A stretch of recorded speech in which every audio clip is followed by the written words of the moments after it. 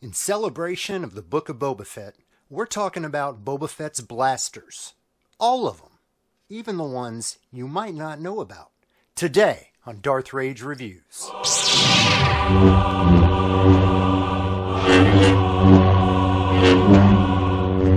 Evacuate? In our moment of triumph? I think you overestimate their chances.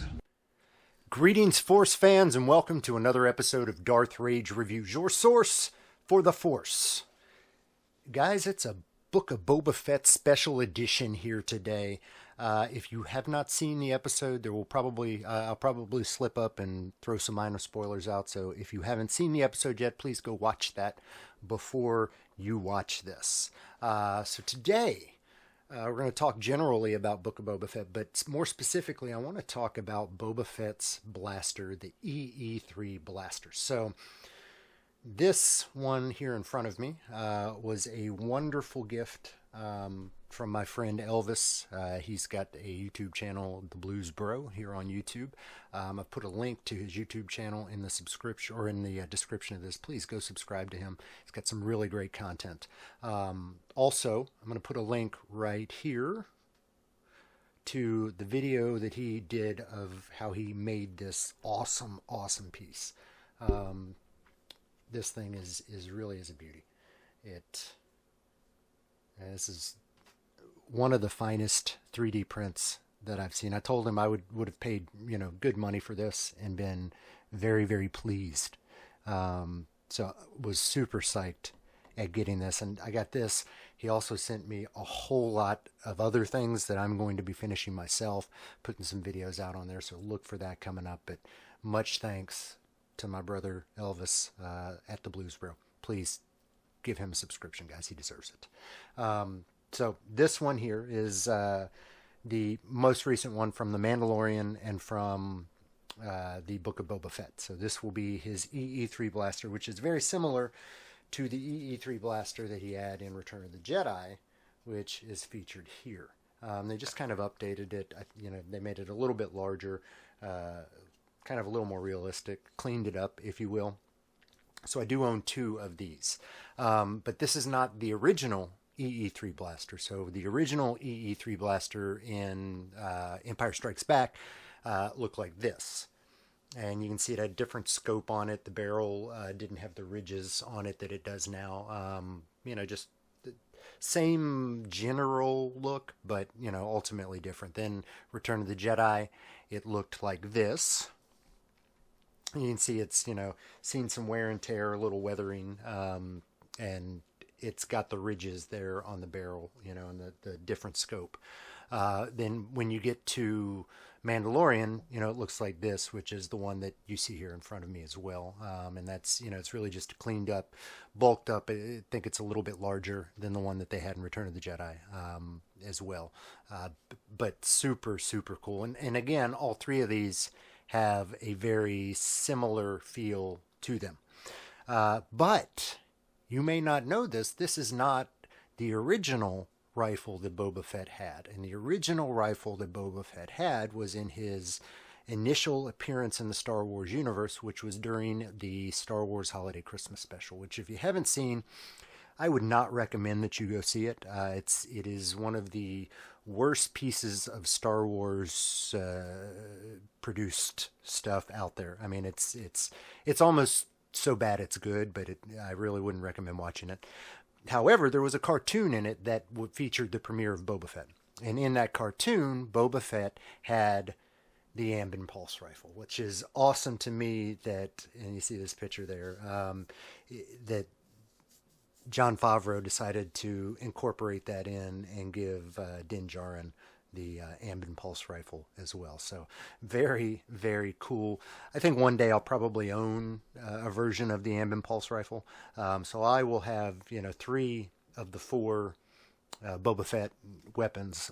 Probably won't ever get the Empire version. I don't really like the way that looks, but I've got the Return of the Jedi. I've now got the Book of Boba Fett and the Mando version here. And again, since I'm building the Mando cosplay, I'll probably also eventually get that Ambid pulse rifle. It's really, really cool looking gun. So yeah, I'll probably get that. So, what are my feelings on Book of Boba Fett as a whole? I thought it was a great introductory episode. I love the fact that we see kind of where he got or how he got out of the Sarlacc. That's something that a lot of us have been waiting for. Those of us that read the expanded universe, we knew that he had escaped it. I think it was either Tales of the Bounty Hunters or Tales of Jabba's Palace, where they revealed that he escaped the Sarlacc and, as the help of Dengar. And so it was a cool story, but he got out of the Sarlacc. So we knew that he had lived in the expanded universe. It's good to see that became canon, and I loved seeing that little scene of him escaping that. I love the fact that he's now kind of ingrained with the Tusken Raiders. I feel like it can help explain the change of Boba Fett from what was a mercenary, just out for the dollar, really, to becoming this more open-hearted, if you will, crime lord. He wants to rule with respect, not fear. So I kind of feel like the Tusken Raiders are going to instill that in him. I've always felt that they were the Native Americans of the Star Wars universe, and now I kind of feel like Boba Fett's gonna go all dances with wolves and really embrace their ways. I do love the new outfits for the Tusken Raiders. We see them in something other than that khaki. And those robes, you can tell that Boba kind of incorporated that into his new undersuit. That darker knit fabric. So I thought that was cool too. Great shout out to Max Rebo. I love to see that Max Rebo survived Jabba's sail barge. Max is my boy. I hope we see Droopy McCool. If you guys don't know who Droopy McCool is, look him up. One of my favorite characters. I had the action figure. I had the Max Rebo band set growing up. But yeah, the Max Rebo made it through. And listen closely to the song that they're playing there. It's a very familiar tune. If you haven't, just go back and re-listen to it. That's the Cantina Band song that they're playing, which is just awesome. So the little nods like that, I love. So I do like where they're going with this. I'm excited to see what kind of, cameos we have. Is it going to be a Mace Windu? Is it going to be Han Solo? I could definitely see that. I think there were talks that perhaps Harrison Ford has renegotiated some stuff with Lucasfilm, which could see a de-aging Harrison Ford. I mean, shit, he's the one that put him in the Sarlacc. So you could see that Boba might have a little beef with him there. Could we see Crimson Dawn play into it? Quira, she would be the head of Crimson Dawn at this time, I think. So perhaps we see Crimson Dawn play into, since we're dealing with the criminal underworld of Star Wars. Are there other bounty hunters we could see? I would love to see a live action Cad Bane. That would be super cool. I don't know how long lived his species is. I don't know if he's still alive in this time, but man, that would be cool. So hopeful for some type of really cool cameo, but not really expecting it. But yeah, that would be that would be cool. When I saw the opening scenes of young Boba holding his dad's helmet, that kind of made me think, oh crap, maybe they are going the Mace Windu route. But I don't know. So we'll see. We'll see. I'm high expectations, but very, very pleased with that first episode. Not as pleased as I am with this prop, that my boy Elvis at the Blues Bro made for me. So I do recommend you go and check out the video to see, how he put this thing together. It looks so realistic. I mean, that stock, the wood grain on there, just looks amazing.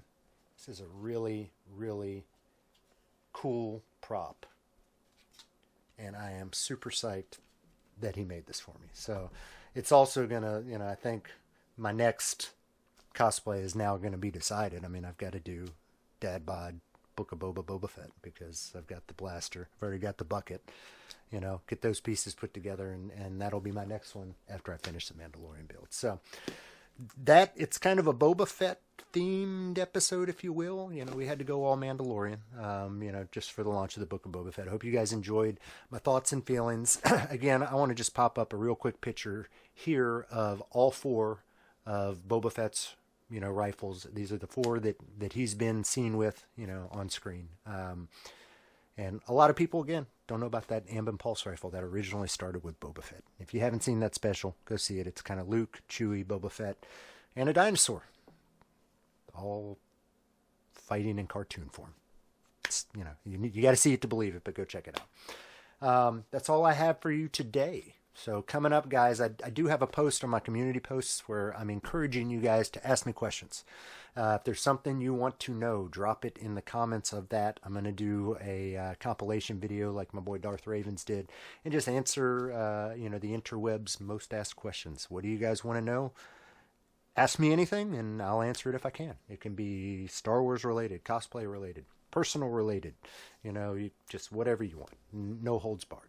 I do have a lot of work going on right now on the armor that you see behind you. I've gotten my graphite powder in, and I think next week I'm going to start that process. I've already cured a lot of the armor is ready to go, the non-Beskar pieces. So this is one sand away from getting painted.